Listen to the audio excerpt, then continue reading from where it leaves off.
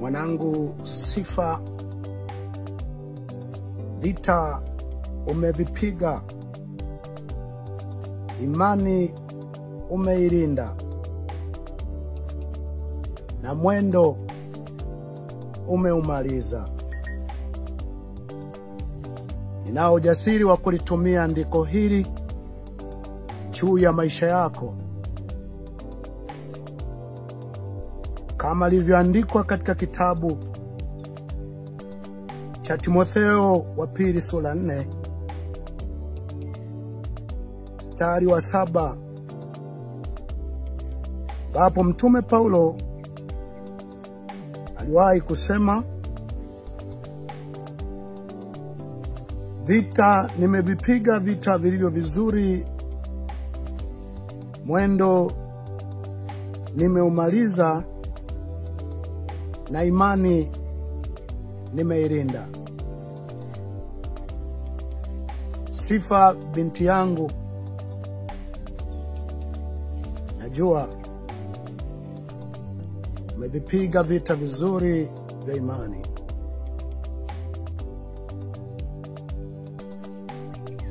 Imani umeilinda, na mwendo umeumaliza. Nasikitika kuwatangazia kwamba leo tarehe 13 mwezi wa 5 mwaka 2025 ndio siku nayo watangazia kuwa mwanangu katika Kristo Yesu, Sifa Bonaventure Bujune amefariki. Amefariki katika hospitali ya taifa ya Muhimbili hapa Tanzania. Taarifa zaidi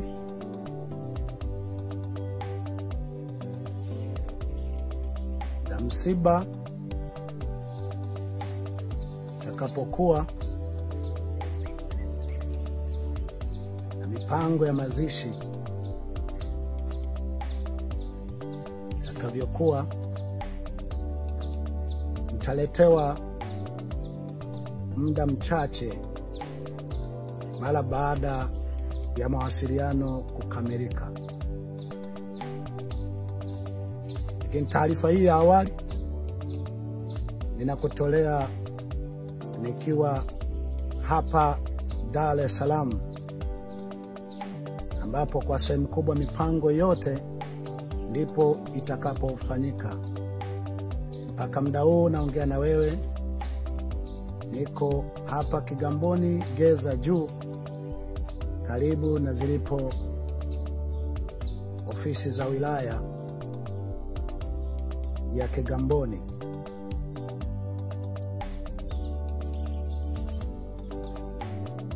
Lakini jambo lingine, mwanangu namuona kama shujaa. Ifahamike, sehemu kubwa ya kiitwacho makaburi ya mashujaa sio wale waliokomboa jamii waliokuwa wakipigania, bali ni wale waliokufa au waliouawa. Sehemu kubwa ya mashujaa ni wale waliokufa au waliouawa wakiwa katika kupigania jamii walizokuwa wakizipigania, kwamba kwa mapigano waliokuwa wakiyafanya waliziokoa jamii zile ama walishindwa. Lakini sehemu kubwa ya makaburi ya mashujaa ni ya wale waliopigania jamii zao, wakafia ama wakauawa wakiwa katika uwanja wa mapambano. Binti yangu, mpaka siku ya mwisho anayokuwa katika maumivu makali, alikuwa na jambo analifanya kwa ajili ya kupigania jamii yake, taifa lake, watu wake. Na akiwa amerithi sehemu kubwa ya moyo wangu, walile usilopenda kutendewa usimtendee mwingine. Katika mabinti, watoto wangu, waumini wangu waliochukua kwa nguvu falsafa hiyo na moyo huo, binti yangu Sifa alichukua moyo huo kwa nguvu kubwa, na ametumia vizuri muda mchache wa siku chache alizopata kuishi. Maana mimi si mwepesi wa kumwekea muumini andiko na haijawahi tokea, lakini binti yangu Sifa namwekea andiko hili ya kwamba amevipiga vita vizuri vya imani, mwendo ameumaliza na imani ameilinda.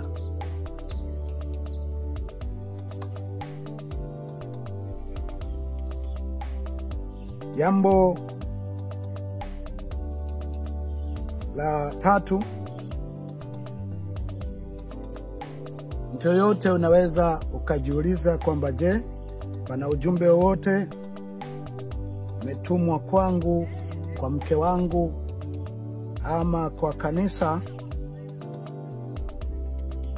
ambao wameutuma shetani au mashetani waliofanikisha hili? Jibu ni kwamba psychological inawezekana kabisa kuna ujumbe walikuwa wananifikishia mimi, walikuwa wanamfikishia mke wangu, walikuwa wanafikishia watu wote walio karibu na mimi. Jambo ambalo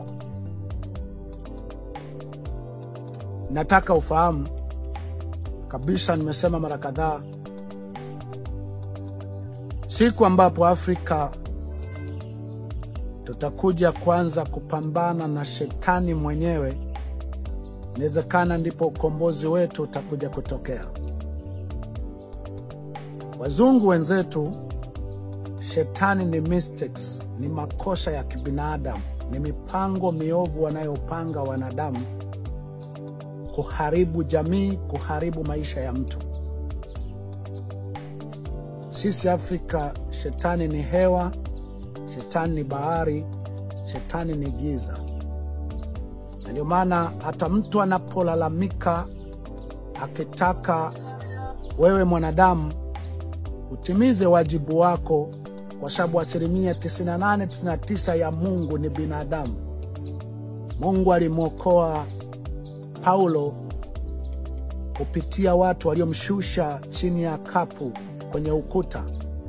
Alimwokoa Paulo kupitia mjomba wake. Alimwokoa Yeremia kupitia wakuu. Wakati watu wa dini wametaka kumwangamiza Yeremia, wakuu walienda kuwazonga wale watu wa dini kwamba kwa kosa lipi Yeremia mumfanyie haya. Mungu aliwaokoa wapelelezi waliotumwa na Joshua kupitia Rahabu kahaba.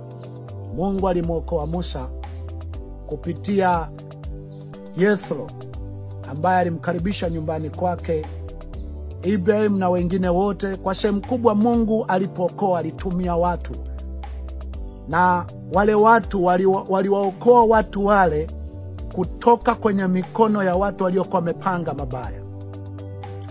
Lakini kwa Afrika sisi kwa sehemu kubwa tukipiga kelele kusema mwanadamu yoyote unayeweza kuokoa, uliye na huruma, unayeweza kuchunguza ukaangalia mpango uliopo ni mpango wa aina gani, tumia elimu yako, tumia uwezo wako, tumia cheo chako.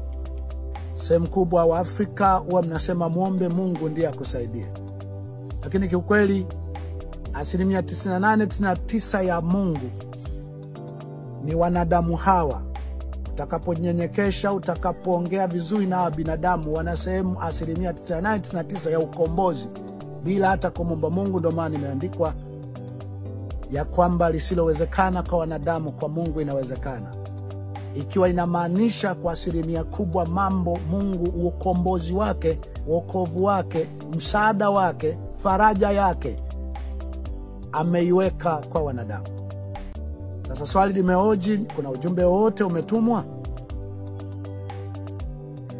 kwangu, kwa mashetani, ambao mimi napozungumzia mashetani nazungumzia mipango ya kawaida ya wanadamu ambao humiliki smartphone, huwa wanakunywa soda, husikiliza.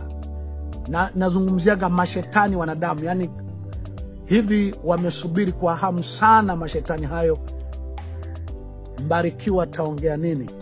Naongea na mashetani hayo. Kuna ujumbe wote yametuma kwangu, jibu ni jualo ni ndio. Moja ujumbe katika fikra zangu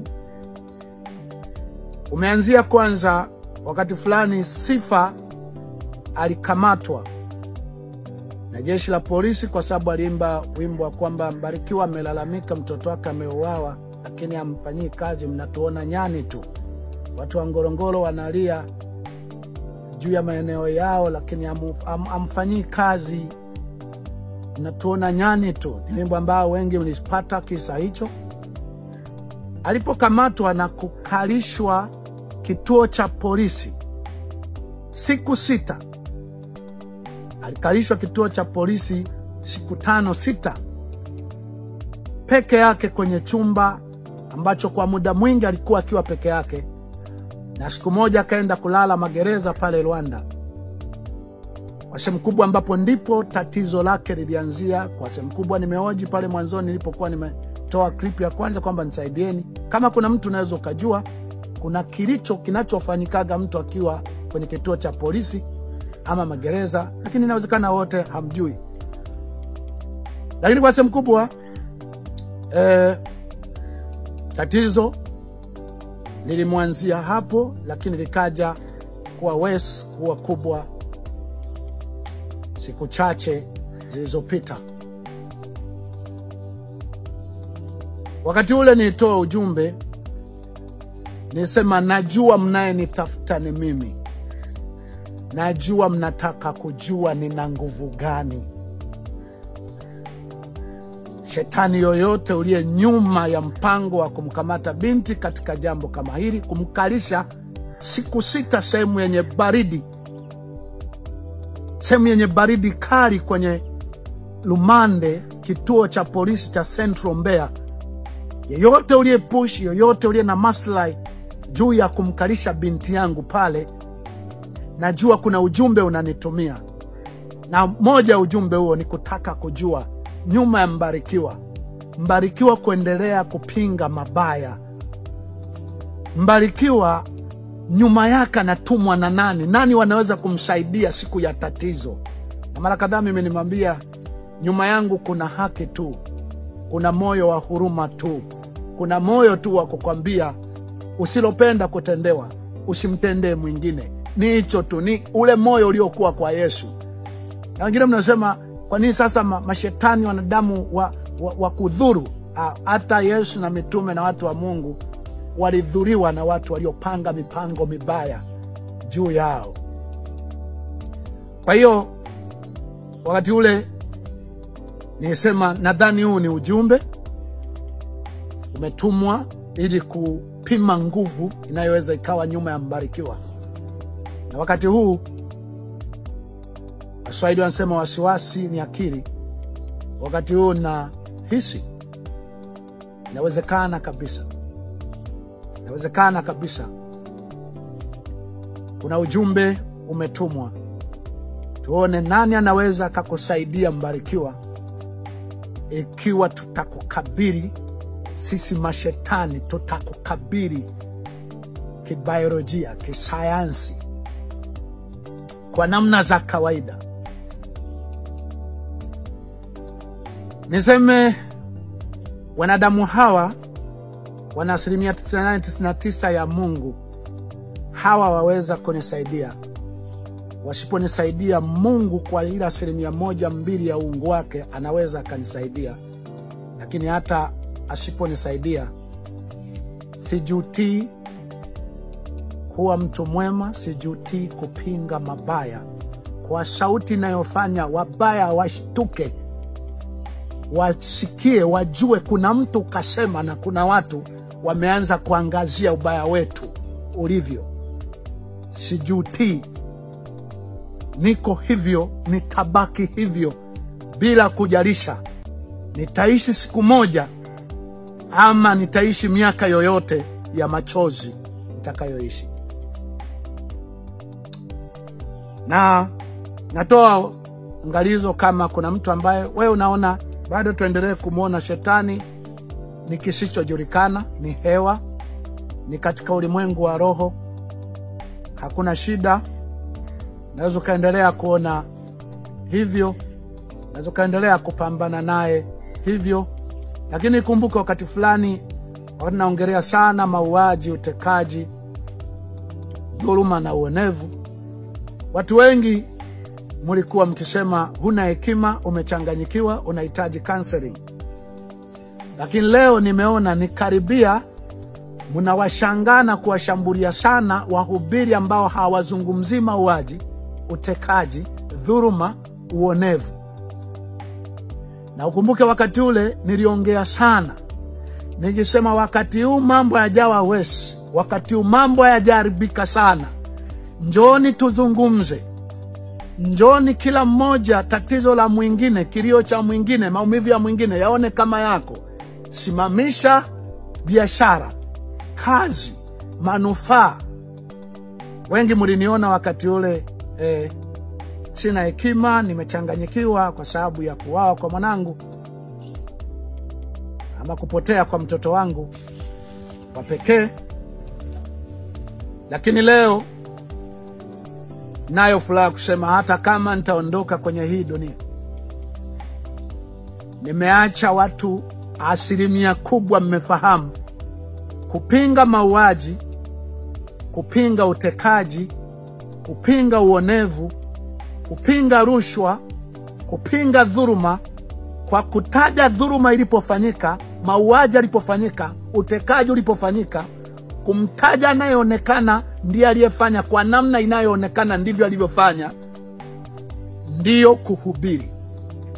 Najua sio wote, lakini hata kama nitaondoka sasa duniani, najua nimeiona kwa macho yangu picha kwamba kuna watu wataendelea kupinga na kuona, kupinga mauaji, kupinga mabaya, kupinga ubaya, kupinga rushwa, kupinga dhuluma, ndio kuhubiri neno la Mungu. Ukiwa unampinga aliyefanya kwa namna aliyofanya, kwa namna iliyo wazi,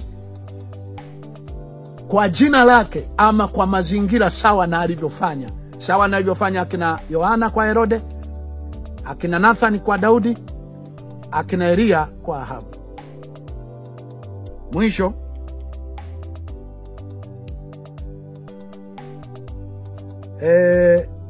nitoe maoni yangu kama itakuja kupendeza katika miaka, niwe hai nisiwe hai, itakuja kupendeza kuja kuishi katika nchi ya ahadi ambayo Mungu alikusudia ikawemo Tanzania.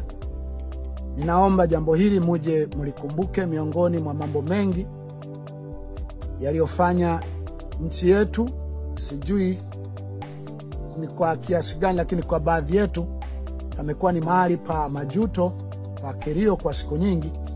Nitoe pendekezo langu, ikiwa itakuja kuwapendeza mtakapoingia katika nchi ya ahadi, kama nitakuwepo nitakumbusha, kama sitakuwepo nje mkumbuke jambo hili. Napendekeza hospitalini tutakapokuwa tunalipia, ingekuwa tuwe tunalipia matibabu,